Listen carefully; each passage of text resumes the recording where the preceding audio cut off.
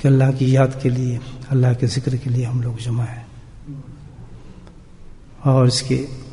اہمیت اتنی ہے کہ حدیث میں ہے، نبی کریم صلی اللہ علیہ وسلم ارشاد فرماتے ہیں جب کوئی جماعت مسجد میں اللہ کے ذکر کے لیے جمع ہوتی ہے، اللہ کو یاد کرتی ہے، تو آسمان سے اتنے فرشتے اترتے ہیں، اتنے فرشتے اترتے ہیں کہ پورا زمین اور آسمان فرشتوں سے بھر جاتا ہے۔ اور جس وقت ذکر کی مجلس ختم ہوتی ہے تو اللہ سبحانہ تعالی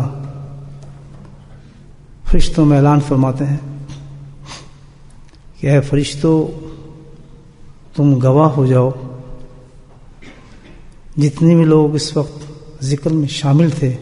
میں نے ان سب کو بخش دیا، مگر ان کو بخشیں گے اللہ پاک جو اس سے بخشش مانگیں گے۔ ظاہر ہے اگر ہم توبہ نہیں مانگیں گے تو اللہ کیسے بخشیں گے؟ تو ظاہر ہے اس رات میں ہمیں جو کام کرنا ہے، اللہ سبحانہ تعالیٰ فجر تک منتظر رہیں گے کہ کوئی آئے مجھ سے بخشش مانگے، کوئی عورت آئے، کوئی مرد آئے۔ گناہوں کو مت دیکھیں، بے شک زمین اور آسمان بڑھ جائیں، اتنے بھی گناہ ہوں، اللہ تعالیٰ کہتا ہے مجھ سے کوئی سروکار نہیں، میں رب ہوں، مجھ سے کیا شرماتے ہو؟ میں تو تمہاری ہر چیز کو جانتا ہوں، آج نہیں تو کل تم نے میرے سامنے پیش ہونا ہے حشر میں، اور تب بھی تو میں تمہیں دیکھوں گا، تو مجھ سے کیا شرمانا؟ ہو گئے گناہ، ہو گئے، ٹھیک ہے،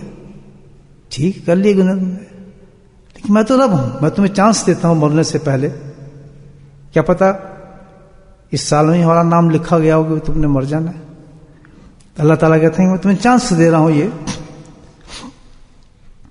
کہ تم مجھ سے بخشش مانگو۔